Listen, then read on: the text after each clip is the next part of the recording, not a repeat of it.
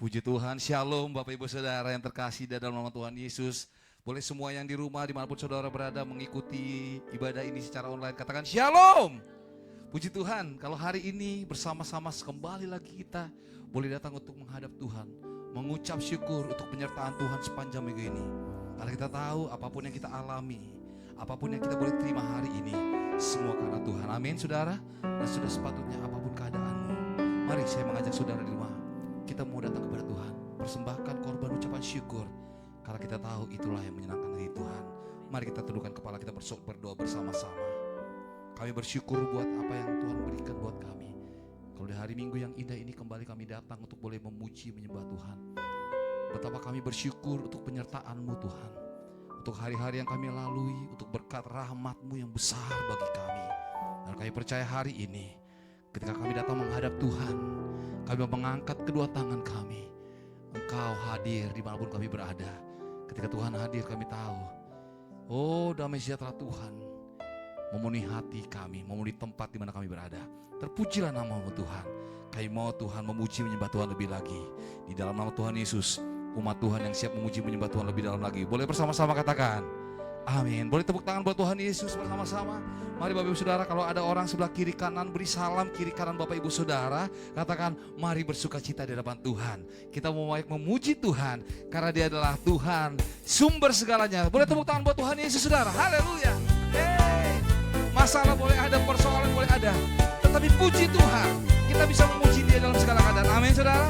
Boleh bertepuk tangan bersama-sama. Oh haleluya. Mari katakan pujian ini. Biar bumi akan berlalu, biar bulan tak bercahaya lagi, biar langit akan bergoncang, matahari tak bersinar lagi, tetapi Tuhan Yesusku tak pernah ingkar janji. Semua yang difirmankannya pasti akan digenapi. Dari awal katakan, biar bumi akan berlalu, biar bulan tak bercahaya lagi, biar langit akan bergoncang, matahari tak bersinar lagi, tetapi Tuhan Yesusku tak pernah ingkar janji. Semua yang difirmankannya pasti akan digenapi. Shalalalalala, aku cinta Yesus. Shalalalalala, aku cinta Yesus. Boleh menari katakan Shalalalalala, aku cinta Yesus. Shalalalalala, aku cinta Yesus. Tepuk tangan buat Tuhan Yesus. Biar bumi akan berlalu, biar bulan tak bercahaya lagi, biar langit akan bergoncang, matahari tak bersinar lagi, tetapi Tuhan Yesusku tak pernah ingkar janji. Semua yang difirmankannya pasti akan digenapi. Menari buat Tuhan katakan Shalalalalala, aku cinta Yesus. Shalalalalala, aku cinta. Boleh angkat kedua tangan katakan Shalalalalala, aku cinta Yesus. Shalalalalala, aku cinta Yesus. Mari yang wanita saja katakan Shalalala.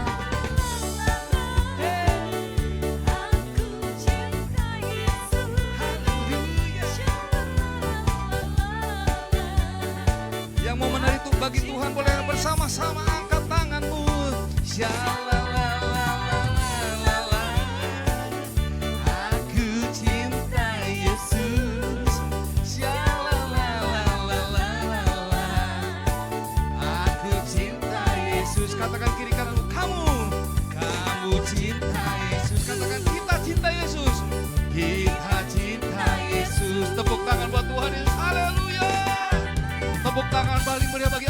Amin. Apapun yang terjadi, baik atau tidak baik, kadang kita mau tetap cinta Tuhan Yesus.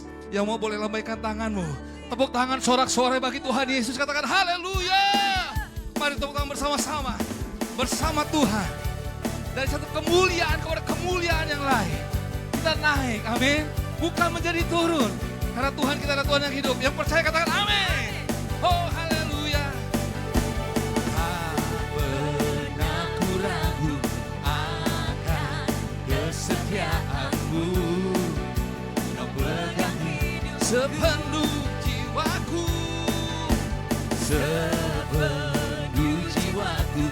Ku tidak percaya kau tuntun langkahku. Katakan bersama-sama, Yesus kau raja dalam hidupku, berkuasa berjaya untuk selamanya.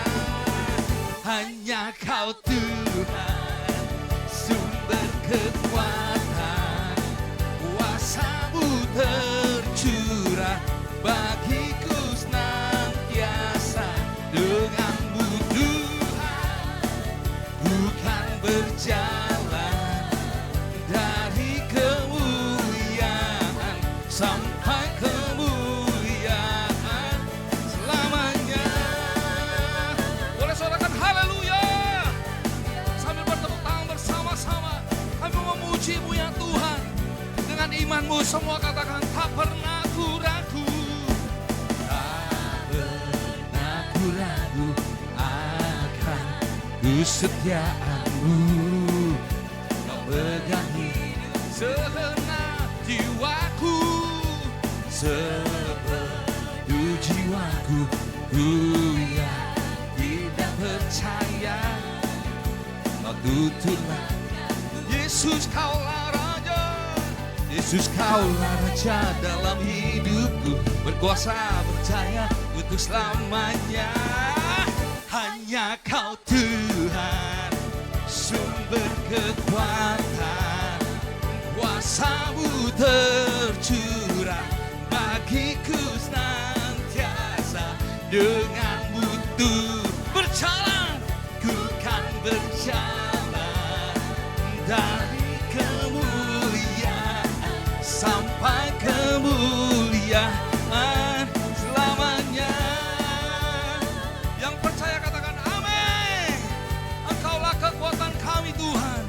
Mari umat Tuhan yang di rumah dengan suara paling nyaring bersama-sama katakan tak pernah ku ragu. Tak pernah ku ragu akan kesetiaanmu,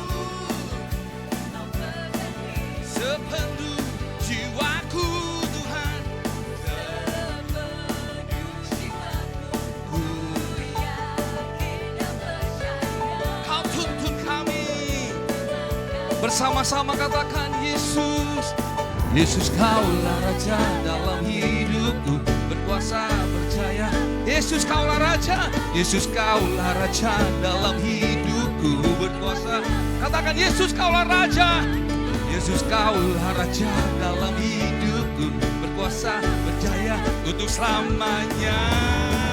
Hanya kau Tuhan, sumber kekuatan, kuasa-Mu tercurah bagiku senantiasa. Denganmu Tuhan, Tuhan berjaya dari kemuliaan, dari kemuliaan sampai ke dari kemuliaan, dari kemuliaan sampai ke dari kemuliaan, dari kemuliaan sampai kemuliaan selamanya. Haleluya. Yang percaya katakan haleluya. Sorak-sorai bagi Tuhan. Oh haleluya. Terpujilah Engkau ya Tuhan, yang jauh lebih besar dari apa yang kami pikirkan dan kami bayangkan. Terima kasih Tuhan, Engkau membawa kami dari satu kemuliaan kepada kemuliaan yang lain. Hari ini lebih baik dari hari kemarin, dan hari esok lebih baik dari hari ini. Itu janji-Mu bagi kami Tuhan. Mari saudara tenangkan hatimu. Bapa, kami bersyukur Atas semua yang Tuhan izinkan dan kami alami dalam hidup kami. Tuhan, Kau sungguh baik. Jika kami merenungkan betapa besar, betapa dalam, betapa lebar kasih Tuhan, kami hanya bisa bersyukur. Terima kasih Tuhan Yesus. Tuhan, Kau sungguh besar, karyamu sungguh ajaib. Tiada hentinya ku mengagumi, sungguh Kau ajaib. Katakan, Tuhan, Kau sungguh besar. Tuhan, Kau sungguh besar, karyamu sungguh ajaib. Tiada hentinya ku mengagumi, sungguh Kau ajaib. Ku mau selalu bersyukur kepadamu Tuhan, anugerah-Mu mempesonaku. Selalu dan selalu Kau angkat hatiku, Kau membuatku berharga di mata-Mu. Ku mau selalu bersyukur kepadamu Tuhan, anugerah-Mu mempesonaku. Selalu dan selalu Kau angkat hatiku, Kau membuatku berharga di mata-Mu. Berapa banyak dari antara saudara yang mau mengucap syukur, lambaikan tangan. Mari angkat pujian ini. Tuhan, Kau sungguh besar, karyamu sungguh ajaib. Tiada hentinya ku mengagumi, sungguh Kau ajaib. Dari awal Tuhan, Kau sungguh besar. Tuhan, Kau sungguh besar, karyamu sungguh ajaib. Tiada hentinya, tiada hentinya ku mengagumi, sungguh Kau ajaib. Ku mau selalu bersyukur kepadamu Tuhan, anugerah-Mu mempesonaku. Selalu dan selalu Kau angkat hatiku, Kau membuatku berharga di mata-Mu. Ku mau selalu bersyukur kepadamu Tuhan, anugerah-Mu mempesonaku. Selalu dan selalu Kau angkat hatiku, Kau berbuatku biar musik mengangkat pujian ini. Mari sembah Tuhan. Buka kedua tangan saudara. Korabaya syandara rabataka rabaya rabaya syando. Syara rabataka rabaya rabaya syandara.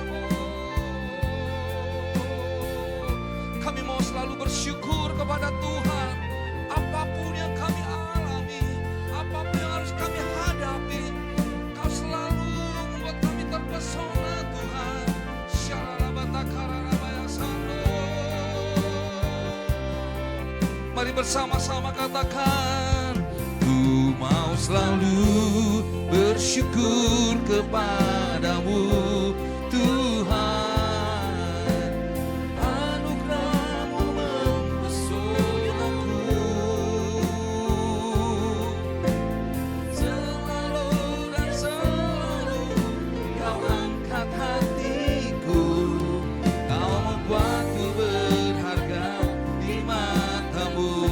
Mari kita bangkit berdiri bersama-sama yang di rumah. Angkat kedua tanganmu, katakan, ku mau selalu bersyukur kepadamu Tuhan, anugerah-Mu mempesonaku, selalu dan selalu Kau angkat hatiku, Kau membuatku berharga di mata-Mu, selalu dan selalu, selalu dan selalu Kau angkat hatiku, Kau membuatku berharga di mata-Mu, Kau membuatku berharga, Kau membuatku berharga di mata, Kau yang membuat kami berharga Tuhan, Kau membuatku berharga di mata-Mu. Mari kita tunduk kepala, kita berdoa. Bapa di surga, Bapa yang selalu baik buat kami, yang kami cinta dan kami kenal selalu di dalam nama Yesus, Tuhan dan Juru Selamat kami yang hidup. Kembali kami datang bersama-sama dengan ucapan syukur atas kasih karunia anugerah-Mu, rahmat-Mu yang Kau berikan buat kami hingga sampai saat ini. Bahkan keselamatan yang Kau berikan buat kami sungguh membuat kami terpesona Tuhan. Kau hebat, Kau dahsyat, Kau luar biasa Tuhan. Terima kasih Bapa, berkata-kata Tuhan kepada kami karena kami siap mendengarnya. Demi nama Tuhan Yesus kami berdoa dan kami sudah mengucap syukur. Yang percaya dan siap diberkati Tuhan pada minggu pagi hari ini katakan amin. Tepuk tangan lu yang keras buat Yesus. Katakan Shalom semuanya. Selamat berhari Minggu. Tuhan memberkati saudara semua. Teristimewa untuk Anda yang ada di rumah, yang ada di toko-toko, mungkin ada di perjalanan sedang mendengar khotbah saya pada minggu yang cerah ini. Saya merasa ingin sekali memberitahu kabar baik yang baik dari surga, yaitu tema khotbah saya hari ini, bagaimanakah caranya untuk kita masuk ke dalam kerajaan surga. Nah, ini namanya rahasia masuk surga. Tentu semua orang dan saudara semua yang ada di rumah pasti rindu untuk ke surga. Tapi bagaimana kita bisa ke surga kalau kita tidak tahu caranya, jalannya? Mungkin Anda pakai bus, mungkin Anda pakai pesawat, Anda mungkin pakai kendaraan yang lain-lain untuk masuk surga. Itu bukan, saudaraku. Ada beberapa cara, langkah untuk kita masuk ke dalam kerajaan surga. Dan kita pasti akan hasil karena Tuhan menjanjikan bahwa ketika engkau ada di sana, aku ada bersamamu. Nah, itulah sebabnya karena Tuhan yang menjemput kita, yaitu Yesus sendiri yang menjemput kita, akan datang dari surga. Otomatis kita harus mengenal siapa pemilik surga itu sendiri. Nah, hari ini kita akan sama-sama membaca kitab panduannya Markus 10 ayat 23 sampai 25. Coba kita buka. Kita lihat di sana. Lalu Yesus memandang murid-muridnya di sekelilingnya dan berkata pada mereka, alangkah sukarnya orang yang beruang, bukan monyet, kita beruang, masuk ke dalam kerajaan surga. Ya, terus lanjut ayat 24, murid-muridnya tercengang mendengar perkataannya itu, tetapi Yesus menyambung lagi, anak-anakku, alangkah sukarnya masuk ke dalam kerajaan Tuhan, ya, kerajaan Allah. Oke, ayat 25 ayat terakhir. Nah, lalu apa dikatakan? Lebih mudah seekor unta melewati lubang jarum daripada seorang kaya masuk ke dalam kerajaan surga. Jangan disalahartikan tentang kekayaan, saudara. Jangan anggap orang kaya pasti masuk neraka. Oh, tidak. Bukan itu tujuannya. Maksudnya orang kaya kadang terpaku dengan kekayaannya. Nah, dia tidak tahu bahwa itu titipan dari Tuhan. Bukan kekayaan itu. Memang kekayaan itu jangan meracuni kita. Jangan kekayaan itu membuat kita jadi lupa akan hidup kita. Bahwa kita semua menuju ke tempat yang sama. Yaitu surga yang bakah. Oke. Yang pertama yang Tuhan lihat adalah pada diri manusia adalah adanya kebimbangan. Orang yang bimbang tidak berkenan di mata Tuhan, betul? Ya, itu hati bimbang tidak boleh. Kita tidak akan sampai ke tanah perjanjian kalau kita bimbang selalu. Kita harus yakin kita pasti sampai di sana. Oleh karena itu ayat 4 dikatakan, coba kita balik lagi 4. Ya, ayo balik. Ya, murid-muridnya tercengang kata itu. Tapi Yesus menyambung lagi, anak-anakku, alangkah sukarnya masuk ke dalam kerajaan Tuhan. Ya, membuat orang itu bimbang. Apa yang dimaksud dengan sukar? Ada beberapa orang katakan begini, untuk ke surga itu katanya seperti kita melewati jembatan yang rambut dibelah 7. Ada-ada aja, rambut 1 aja kagak bisa. Jadi arti kata-kata itu nggak masuk akal, tidak akan bisa ke surga menurut perkataan itu. Betul? Seperti rambut dibelah 7, bayangin aja. 1 lembar rambut aja nggak bisa diinjek, ya kan? Bagaimana bisa diinjek tapi nggak bisa dijalani. Nah, itu arti kata-kata itu salah. Salah sekali. Sebenarnya kalau kita mau menyelidiki benar-benar dengan hati yang penuh kerendahan, mau belajar, kita yakin dan pasti kita masuk ke surga. Katakan. Karena begini, karena manusia itu lebih mementingkan harta daripada keselamatan. Itu salahnya. Memang harta adalah sebagian untuk hidup manusia, untuk masa depan kita, untuk anak cucu kita, untuk kehidupan ke depan, ya. Itu memang harta boleh. Tapi memang Tuhan katakan bahwa dia datang untuk memberikan kelimpahan. Berarti boleh nggak? Boleh. Yang mau miskin bodoh itu namanya, ya kan? Ada sekali waktu orang mengajarkan tentang kemiskinan. Loh, di Jakarta atau mungkin di dunia aja miskin, apalagi di surga nanti, ya. Yang menentukan Anda masuk surga atau tidak ketika kau hidup di dunia ini. Ketika kau diberkati, hidup membahagia, kamu disuka orang banyak, itu rahasia surga di situ. Ya, tapi kalau kamu kaya tapi dibenci, ya neraka bagiannya. Karena hatinya orang yang dibenci itu pasti orang-orang yang salah dalam bertindak, salah dalam berpikir, salah dalam perbuatan. Itu pasti tidak disuka oleh banyak orang. Tetapi kalau orang suka pada kita, betul nggak orang doakan kita semua? Biar masuk surga, gitu kan? Biar diterima oleh Tuhan, biar diterima di sisi Allah katanya gitu kan. Kalau saudara kita katakan itu, ya diterima di sisi Allah katanya. Kalau kamu hidupnya benar dan baik. Oleh karena itu, inti pertama adalah masuk surga, hati number one. Maka kata firman Tuhan, jagalah hati. Karena dari situlah terpancar kehidupanmu. Masuk surga atau tidak masuk surga itu tergantung hatimu. Betul? Itu makanya saya katakan bahwa saudara kalau mau belajar sungguh-sungguh pasti masuk surga.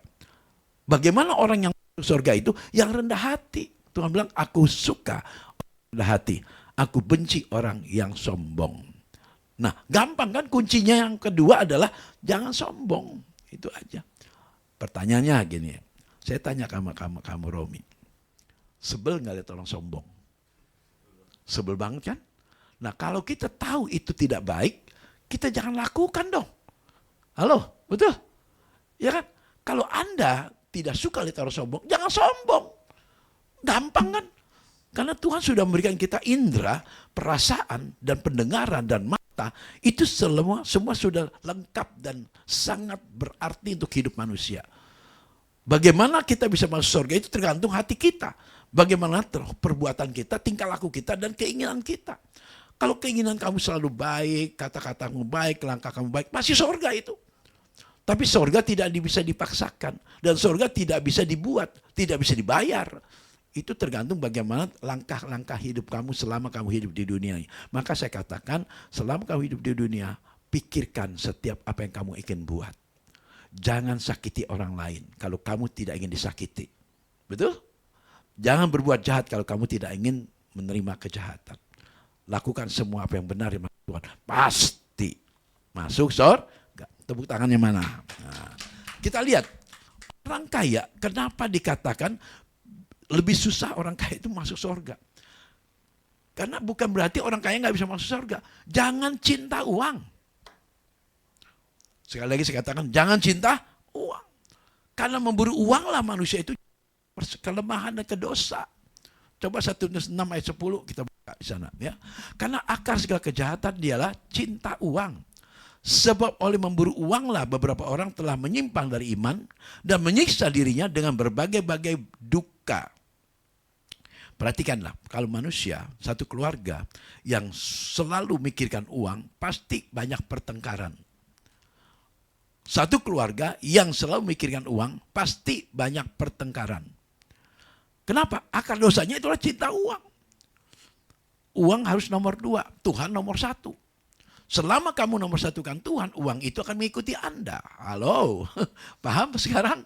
Selama Anda menomorsatukan Tuhan, uang mengikuti Anda. Hai para pedagang yang sedang dengar khotbah saya hari ini, nomor satukan Tuhan, jangan nomor satukan uang. Ketika kamu nomor satukan uang, uang akan mengikuti Anda. Capek kalau kita cari uang, betul? Tapi kalau uang cari kita, itu enak. Karena kita diam, dia datang. Bagaimana caranya? Sumbernya adalah Yesus sendiri. Kan sering berkata, semua manusia tahu, segala sesuatu tidak akan pernah terjadi tanpa seizin Tuhan. Betul? Oleh karena itu, sumbernya keuangan itu, sumber kekayaan itu, sumber kemenangan itu di kaki Tuhan Yesus. Cintailah dia seumur hidupmu. Kasihilah dia lebih dari segala-galanya. Pasti semua akan mengikuti Anda. Dia akan atur semua pasukan uangnya itu. Ini uang jutaan, ini uang miliar, ini uang triliunan. Ayo kumpul semua buat anakku yang aku sayangi ini. Wow. Karena dia sumbernya. Dialah alatnya. Dia hebatnya. Dia dahsyatnya. Karena dia pemilik dari segala sesuatu. Kita ahli waris. Oke? Akar segala kejahatan ialah cinta uang. Nah, menurut ayat firman ini, bolehkah kita kaya? Boleh. Ya Tuhan bilang katakan apa? Di tangan kanan umur panjang, di tangan kiri kekayaan, kehormatan. Itu kan janji Tuhan. Coba buka Yohanes 10 ayat 10. Lihat di sana. Ya. Yohanes 10 ayat 10. Sorry ya, multimedia saya tidak catat. Karena ini memang penting buat saudara. Yohanes 10 ayat 10. Pencuri datang hanya untuk mencuri dan membunuh dan membinasakan. Tetapi Yesus datang supaya mereka mempunyai hidup dan punyanya dalam segala. Nah, andai kata Anda dengar seorang pendeta khotbah tentang ini. Ya kalau boleh kita iseng tanya, Pak Pendeta berkelimpahan enggak? Nah, kadang-kadang ada yang enggak berkelimpahan, cuma ngomong doang. Ya, nah tentu begini, saudara. Bukan saya menjelekkan orang lain, enggak perlu itu. Cuma maksud saya kita sama-sama belajar. Bagaimana cara untuk kita berkelimpahan? Itu mengenal Tuhan yang benar. Ada orang kenal Tuhan, khotbahnya bagus, tapi tidak menjadi teladan.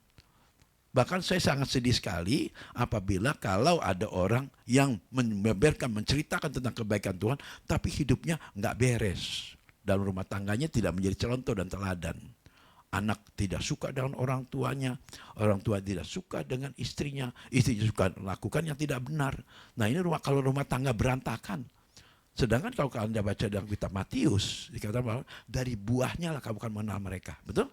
Coba kita lompat Matius 7 ayat 20 deh. Matius 7. Ini lompat. Ini Tuhan bicara terus sama saya nih. Ya, Matius 7. Nah, jadi dari buahnya lah kamu akan mengenal mereka. Ya, kalau Anda mau lihat hamba Tuhan itu dipakai Tuhan atau tidak, dari buahnya. Buahnya jadi enggak. Dan hidupnya jadi enggak. Dan bagaimana rumah tangganya gitu. Kalau anaknya satu narkoba, satu gaya, satu cerai, gimana itu? Nah itu kan buahnya. Kan pohon buah tidak jauh jatuh dari pohonnya. Nah ini penting, kita tidak perlu merusak nama orang, nggak perlu. Tapi kita belajar, dari buahnya kita lihat siapa dia sebenarnya. Yang setuju tepuk tangan dong. Jadi nanti Anda mengenal kebenaran. Ya. Lukas 12 ayat 34, coba kita lihat di sana. Lukas 12 ayat 34. Ya. Jangan sampai di situ hatimu ada, hartamu berada. Nah, karena di mana hartamu berada, di situ juga hatimu berada. Ini dalam kalau dipelajari. Apa sih maksud hati dengan harta? Nah, saya puji Tuhan. Walaupun saya hamba Tuhan, saya tidak terpaku dengan harta yang saya miliki. Enggak. Karena saya mungkin ya, karena usia ya udah 70 lebih. Buat apa itu nantinya? Semakin banyak. Memang orang kalau sudah berhasil seperti makin banyak. Nah buat apa lebih baik kita berilah kepada mereka yang nggak punya gitu. Bantu mereka. Itu lebih baik daripada disimpan banyak-banyak. Akhirnya tidak berguna, akan ditinggalkan.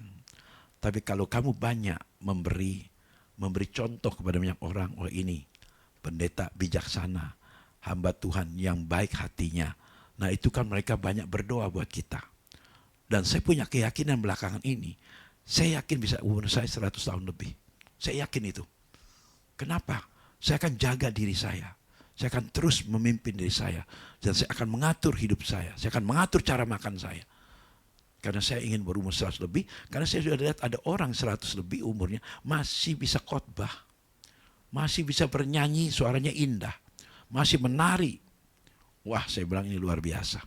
Kenapa kita kalah? Karena ketentuan hidup di tangan Tuhan. Kalau kita minta kepada Bapa di sorga untuk supaya dikabulkan permintaan kita, dikabulkannya. Karena kita kenal pribadinya. Itu saja. Ayo sama-sama kita belajar terus ya. Inilah cara bagaimana masuk surga. Kenal pribadi Tuhan. Nah, tentu Anda bertanya, Pak Anas, apa sih pribadi Tuhan itu? Yang bagaimana? Sifatnya. Saya mau bertanya sama Romi. Anda datang ke gereja nih, datang Wen mau ke gereja. Siapa namanya? Desi ya. Desi mau ke gereja. Terus Romi mau ke gereja. Tujuan Anda ke gereja apa? Mau cari pendetanya? Apa cari gerejanya? Apa cari Tuhannya? Semua jawabannya tepat, semua sama. Pasti cari Tuhan. Apabila kamu benar-benar cari Tuhan, jangan percaya dengan kata manusia. Jangan percaya dengan gereja yang tenar. Tapi cari Tuhan yang benar. Setuju? Karena dari dialah keselamatan itu, bukan dari gereja. Gereja nggak bisa nyelamatin manusia. Pendeta tidak bisa nyelamatin manusia. Yang bisa nyelamatin manusia adalah Tuhan. Ingat, waktu saat Tuhan dibaptis oleh Yohanes, Yesus berkata, kamu barusan berkata, saya cari Tuhan. Kenapa baptisan itu dipertentangkan oleh banyak orang? Saya ulang kembali, kenapa baptisan banyak dipertentangkan oleh banyak orang? Kalau kau benar-benar cari Tuhan, perhatikan apa yang Yesus katakan. Betul atau tidak? Yesus berkata, sepatutnya kita menggenapkan seluruh kehendak Allah. Baptisan selam itu kehendak Allah. Itu kehendak Allah, itu yang benar. Ya, bukan itu firmannya, itu dalilnya. Kenyataannya sama seperti itu. Saya orang keras, saya nggak mudah percaya. Waktu itu saya uji lagi, apakah betul harus baptis selam? Ternyata benar. Setelah saya baptis selam, terbukalah mata saya. Itu yang dimaksud dikatakan bahwa orang buta melihat, orang lumpuh berjalan, orang tuli mendengar. Itu tujuannya itu. Setelah dibaptis benar, maka ketika baptisan itu dilaksanakan, maka Roh Kudus turun atas orang itu. Maka dia akan menerima kuasa. Betul tidak? Itu Kisah 1 ayat 8. Oleh karena itu saya katakan saudara, kalau Anda benar mau masuk surga, perhatikan. Kalau baptisan kamu saja sudah tidak sama dengan Tuhan Yesus, kan dia bilang kita harus mengikuti. Yesus berkata dalam Yohanes 13 ayat 15, ikutilah teladanku, supaya kamu berbuat sama seperti yang aku perbuat. Berarti sama enggak baptisannya? Nah, jangan dipertentangkan, ikutin aja apa yang Yesus katakan. Karena dialah kebenaran itu. Melalui kebenaran itulah kamu masuk surga. Tepuk tangan yang keras banyak. Jelas? Itu saja. Pelajari ini. Ya. Nanti minggu yang akan datang, Anda yang dengar minggu hari ini, ya ikut secara online, minggu depan Anda dengar khotbah yang berbeda. Bagaimana umur panjang, bagaimana penyebab penyakit itu. Belajar minggu depan. Ya. Nah, kita lanjut lagi. Muliakan Tuhan dengan hartamu. Tuh. Amsal 3 ayat 9. Amsal 3 ayat 9. Muliakanlah Tuhan dengan hartamu dan dengan hasil pertama dari segala penghasilan. Ini buah sulung, ya. Buah sulung. Cuman saya kalau ngomong soal uang ya, takutnya banyak yang tersinggung. Karena kalau sudah memberi, sama juga buang apa itu? Buang garam ke lautan. Habis hilang. Saya nggak tega loh kalau orang ngasih kepada saya. Sampai sih saya pikirin. Orang yang ngasih 40 segala kepada saya pikirin. Kalau dia susah, saya pulangin duitnya. Saya nggak pegang gitu. Saya kumpulin semuanya. Sehingga suatu saat akan bantu dia. Saya akan tolong dia. Karena manusia kan ya selamanya kaya. Betul? Ingat, saya nggak pencandu uang. Saya nggak mau seperti itu. Misalnya kumpul lama-lama, saya ajak dia jalan-jalan. Saya bawa dia ke luar negeri. Itu uang dia sendiri. Jadi bukan dikumpulin harta itu kekayaan sendiri. Jangan. Nggak boleh. Mamon itu. Selama kamu hidup benar mata Tuhan, kamu pasti disayang Tuhan. Contoh ya, sekali waktu ada orang memberikan buah sulung sama saya. Anak muda, dia baru anak kembar, dia berdua kerja. Saya nggak tahu kan, saya kan nggak buka amplop dia, ya kan? Masa kita buka berapa? Enggak kan? Pak Andreas, ini hasil pertama saya kerja. Pertanyaan saya pada Anda, kalau orang ngasih dengan sukacita selama 1 bulan, perhatikan baik-baik. Ini penting buat semua saudara yang masalahnya jadi hamba Tuhan. Kalau orang memberikan buah sulung, berarti yang pertama kali terima gaji. Betul. Pertanyaan saya, selama 1 bulan dia makan nggak? Makan. Dia perlu dana nggak? Perlu. Pakai ongkos nggak? Kasihanilah dia. Kalau dia dengan hati rela memberi semuanya, makan apa nanti sebulan itu? Karena uang itu dikasih semua kepada gereja. Tolong ingat kesusahan orang lain juga. Betul? Dan saya selalu orang yang memberi perpuluhan buah sulung itu, saya pegang, saya tanya Tuhan, berapa aku harus kasih dia untuk selama 1 bulan ini? Kasih 4 juta. Aku nurut. Berapa sih 4 juta? Berapa kasih? Ditolak dong. Loh, kok saya kasih lagi? Enggak, bukan. Ini aku terima persembahanmu yang pertama. Aku terima. Ini berkat. Biar engkau makin diberkati Tuhan. Tapi ini Tuhan perintahkan saya untuk memberi kepada kamu untuk ongkos, untuk makan selama 1 bulan. Pakailah ini. Dia terima dengan air mata, dia nangis. Karena dia tahu berapa isinya. Dia kan lihat berapa gaji dia. Paham? Paham kan? Nah, begitu dia udah pulang, saya mengucap syukur, saya angkat tangan, saya doa dengan Tuhan. Saya berarti keluar 8 juta untuk anak itu berdua. Anak kembar. Kerja sama-sama. Baru pertama kali kerja. Saya buka 2 juta, 2 juta. Berarti untung baru rugi dia. Untung kan? Memberi malah dapat. Itu yang dimaksud, berilah kamu akan diberi. Tapi apakah mereka mau melakukannya? Belum tentu. Tolong hati jangan tamak. Pikirkan kesusahan orang lain juga. Betul? Coba kita buka Filipi 2 ayat 2. Saudara, saya dapat firman ini jelas sekali. Maka Tuhan gak pernah tinggalkan kita. Kalau kita hidup benar, aduh. Tapi ingat, mamon itu jahat loh. Banyak hamba Tuhan bertengkar sama anak gara-gara uang. Betul? Betul? Itu uang. Uang jangan jadi mamon buat kita. Jangan merusak hubungan kita dengan Tuhan. Tapi ketika engkau tidak terpengaruh dengan uang, kamu pasti masuk surga. Itu ingat. Ya, kita buka Filipi 2 ayat 2. Karena itu sempurnakanlah sukacitaku dengan ini, hendaklah kamu sehati dalam satu atau jiwa satu tujuan, yaitu memuliakan Tuhan. Satu hati, satu jiwa. Pikiran yang sama dengan punya pikiran Kristus. Ayat 3. Perhatikan. Ayat 3. Dengan tidak mencari kepentingan sendiri atau puji-pujian yang sia-sia. Sebaliknya hendaklah dengan rendah hati yang seorang menganggap yang lain lebih utama daripada diri sendiri. Jangan utamakan dirimu. Perhatikan, kalau kamu perhatikan orang lain, betul nggak kamu diperhatikan Tuhan? Tepuk tangannya mana? Itu rahasia sorga di situ. Pikirkan orang lain. Ini rahasia ini besar ini ayat ini. Ini saya nggak bisa lupakan selama saya melayani. Karena inilah kita ini yang Tuhan bicara sama kita. Ikutilah teladan Tuhan. Kau pasti masuk sorga. Ayat 4, perhatiin di situ. Ayat 4-nya, Filipi 2 ayat 4. Dan janganlah tiap orang hanya memperhatikan kepentingan sendiri, tapi kepentingan orang lain juga. Romi bisa ngerti maksud kokoh? Bisa ngerti? Kasihan gak kalau anak itu memberi semuanya, karena dia taat dengan firman Tuhan. Tapi untung tidak ketemu saya. Kalau kasih yang salah, hilang. Selama sebulan dia akan cari lagi uang, minta mama lagi, ma bakal ongkos ma. Kasihan gak? Belajarlah mikir orang lain. Jangan pikirkan diri sendiri aja. Ya, makanya itulah yang dikatakan seorang gembala harus mengenal domba-dombanya. Amin. Amin.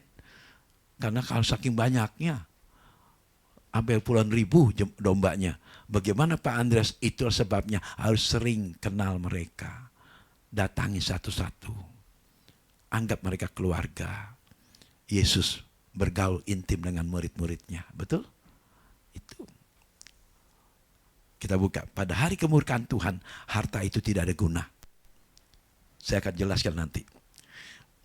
Pada hari kemurkaan Tuhan, harta tidak ada guna. Amsal 11 ayat 4. Amsal 11 ayat 4.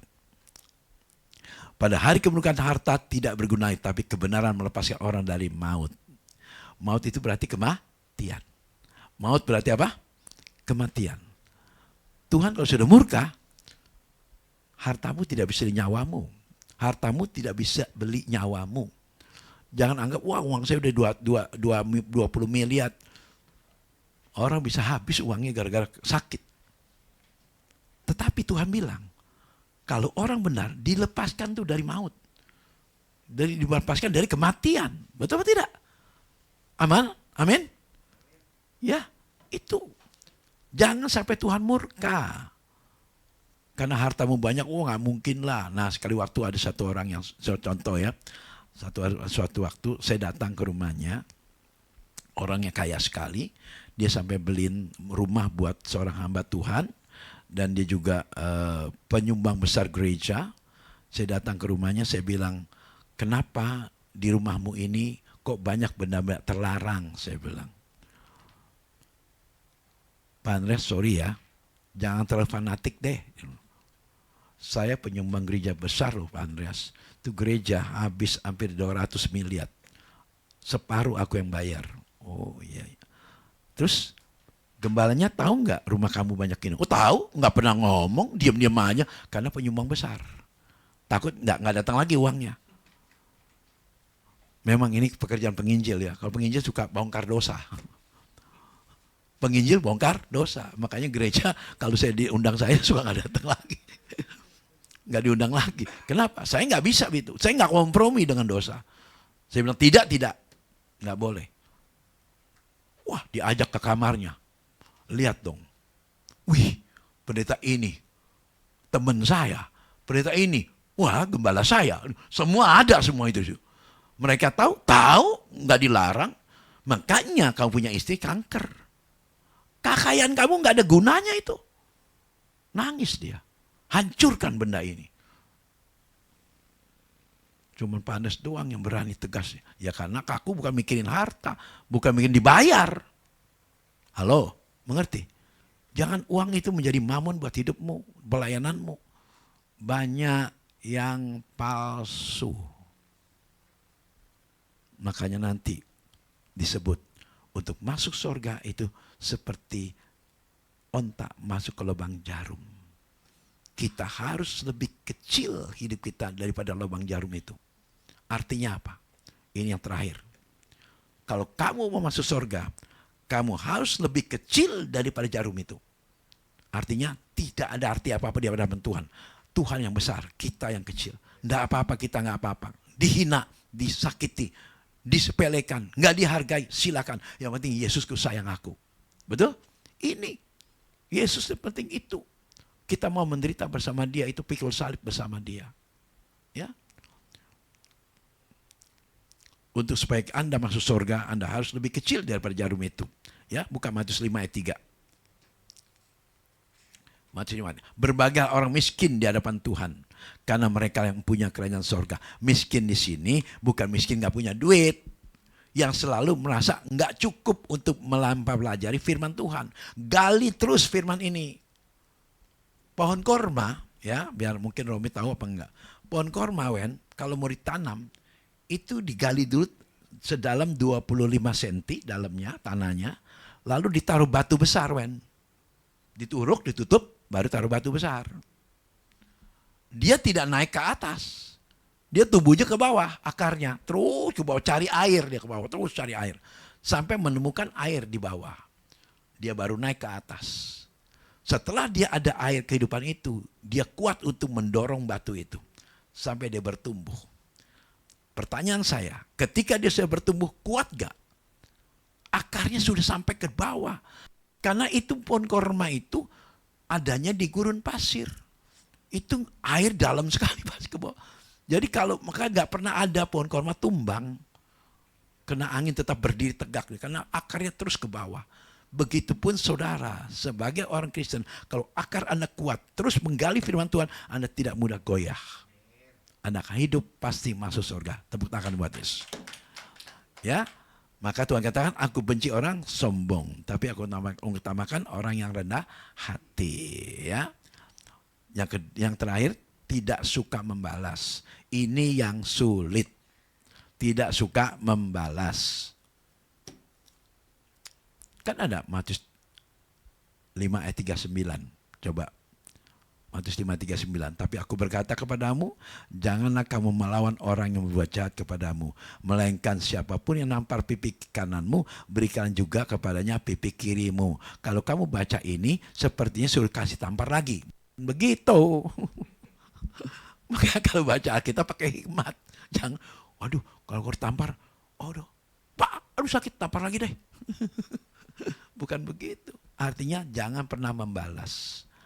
Bahkan dikatakan waktu ada yang bertanya, Tuhan berapa kali aku harus mengampuni? Ya, 7 kali 70 kali 7 katanya. Berarti tak terhingga kan? Bukan berarti pas 90 kali. Bukan udah pas 90, nah pas 91-nya balas. Bukan begitu. Selama-lamanya tidak boleh membalas. Oke? Tepuk tangan yang keras buat Yesus.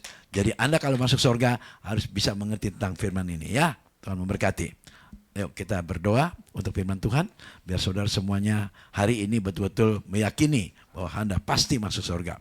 Bapa di surga, inilah anak-anakmu yang pada hari ini mendengar khotbah tentang rahasia masuk ke dalam surga. Aku percaya siapapun yang mendengar, mereka pasti masuk ke surga. Oleh karena itu aku berdoa untuk Anda yang mau berdiri, silakan berdiri. Anda boleh angkat tangan Anda, saya mau berdoa saudara.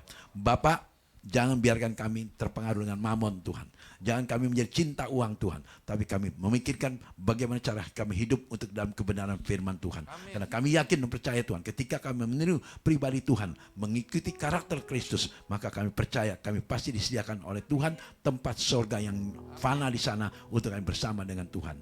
Dalam nama Tuhan Yesus. Aku berdoa dan aku bersyukur. Silakan lanjut. Haleluya. Haleluya. Berapa banyak dari antara Bapak Ibu yang diberkati Tuhan oleh melalui pemberitaan firman Tuhan. Amin. Saya pun diberkati, kita semua diberkati. Kita percaya Tuhanlah sumber berkat itu. Amin saudara. Nanti saatnya kita akan memberikan persembahan Bapak Ibu saudara. Mari sebelum kita berikan persembahan, kita mau satukan hati bersama-sama, kita mau berdoa. Bapak, kami bersyukur untuk firman-Mu yang berkati setiap kami. Pada hari ini kami percaya firman-Mu itu pelita bagi kaki kami, terang bagi jalan kami. Berkati hamba-Mu Bapak Pendeta Andreas Melkisedek, urapi pakai lebih-lebih lagi Tuhan Yesus. Dan setiap saatnya bagi umat akan memberikan persembahan Tuhan. Kami percaya semua yang kami miliki itu berasal daripada-Mu. Sebab itu kami akan memberi yang terbaik di dalam nama Tuhan Yesus. Kami beri persembahan ini dengan ucapan syukur. Haleluya. Amin. Mari kita berikan persembahan terbaik pada Tuhan Yesus Bapak Saudara melalui scan QR code yang ada di layar saudara. Bukan dengan kekuatanku ku dapat jalani hidupku tanpa Tuhan yang di sampingku. Ku tak mampu sendiri, Engkaulah kuatku yang menopangku. Ku pandang wajah-Mu dan berseru, pertolonganku datang dari-Mu. Peganglah tanganku, jangan lepaskan, Kaulah harapan. Dan mari saya undang saudara untuk bangkit berdiri bersama-sama. Ku pandang wajah-Mu dan berseru, pertolonganku datang dari-Mu. Peganglah tanganku, jangan lepaskan, Kaulah harapan dalam hidup. Kaulah harapan, Kaulah harapan dalam hidupku. Kaulah harapan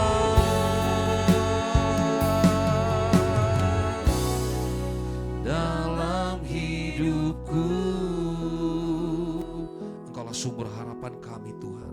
Kami bersyukur karena hari-hari kami tahu Tuhan ada berjalan bersama kami. Sekalipun kami mesti melalui lembah kekelaman, kami tidak takut bahaya karena gadamu dan tongkat-Mu itulah menghibur kami. Bapak, kami bersyukur untuk ibadah hari ini, untuk firman-Mu yang berkati setiap kami, mengejarkan kami untuk bagaimana kami boleh masuk dalam surga, menjaga hati kami, menjadi pribadi yang rendah hati ya Tuhan, yang mengandalkan Engkau, menjadi pribadi yang tidak sombong, mau ditegur Tuhan. Dan biarlah mata kami Tuhan hanya tertuju kepadamu, bukan kepada harta Tuhan, karena kami tahu itu semua sifatnya sementara Tuhan. Kami ucap syukur untuk hamba-Mu Bapak Pendeta Andreas Melkisedek yang boleh menjadi saluran firman-Mu. Tuhan, kami berdoa terus urapi, pakai, berkati hamba-Mu ini di dalam setiap pelayanan yang Tuhan percayakan kepada hamba-Mu ini. Kemanapun dia melangkah, kemanapun dia menyampaikan kebenaran firman-Mu, akan banyak jiwa-jiwa diberkati, akan banyak jiwa-jiwa datang kepada Tuhan, bertobat mencari wajah-Mu Tuhan. Berkati kesehatannya, berkati istri, anak, keluarga, semua usaha bisnis apapun yang dilakukan, bahkan pelayanannya. Aku berdoa dalam nama Tuhan Yesus, berkat-Mu berlimpah atas hamba-Mu ini Tuhan Yesus. Apapun yang dikerjakan kedua tangannya berhasil, kemanapun dia melangkah berhasil Tuhan. Tuhan tuntun dia. Terima kasih Bapa. Kami juga berdoa untuk setiap hamba-hamba-Mu Tuhan yang melayani. Kami mengucap syukur kami boleh melayani Tuhan tempat ini. Urapi kami terus Tuhan, pakai kami untuk setiap apa yang Tuhan percayakan. Kami percaya, kami mau pergunakan hanya untuk mempermuliakan nama Tuhan. Terima kasih Tuhan Yesus. Kami juga teringat akan setiap umat Tuhan, mereka yang setia mengikuti ibadah ini melalui tayangan secara online. Kami tidak tahu bagaimana keadaan umat-Mu, tapi satu hal yang kami tahu, apapun pergumulan yang umat-Mu sedang alami hari-hari ini, Tuhan, pertolongan-Mu tidak pernah terlambat. Engkau akan memberkati umat-Mu Tuhan dengan segala kebaikan-Mu. Yang sakit Tuhan sembuhkan, yang miskin Tuhan berkati. Mereka yang mengalami pergumulan berat, Tuhan Kau tolong mereka, Kau sertai mereka melalui masa-masa sulit, dan mereka boleh dipulihkan Tuhan bersama-Mu. Kami juga berdoa untuk bangsa dan negara yang kami cintai Tuhan, bangsa Indonesia. Tuhan berkati dari presiden, wakil presiden, bahkan seluruh jajaran menteri dari pusat sampai daerah pemerintahan Tuhan. Kau yang memberikan roh takut akan Tuhan kepada mereka, sehingga bangsa ini boleh dipulihkan, negeri ini boleh diberkati berlimpah-limpah. Terima kasih Tuhan. Sebentar kami akan menyelesaikan ibadah ini. Kami mau siapkan hati kami untuk kami boleh menerima berkat-Mu melalui hamba-Mu Tuhan Yesus. Mari saudaraku, angkat kedua tangan saudara, terimalah berkat dari Tuhan. Diberkatilah saat Anda meninggalkan tempat ini. Diberkatilah keluar masukmu, diberkati setiap pekerjaanmu, dan diberkati setiap rumah tanggamu. Engkau akan jadi kepala bukan ekor, senantiasa naik bukan turun. Karena Tuhan sumber berkat itu akan senantiasa mengikuti kita mulai hari ini sampai Maranatha. Tuhan Yesus datang kali kedua untuk menjemput kita semuanya di awan-awan permai bahkan sampai selama-lamanya. Yang percaya diberkati Tuhan Yesus katakan, amin. Terima kasih Yesus, terima kasih Yesus,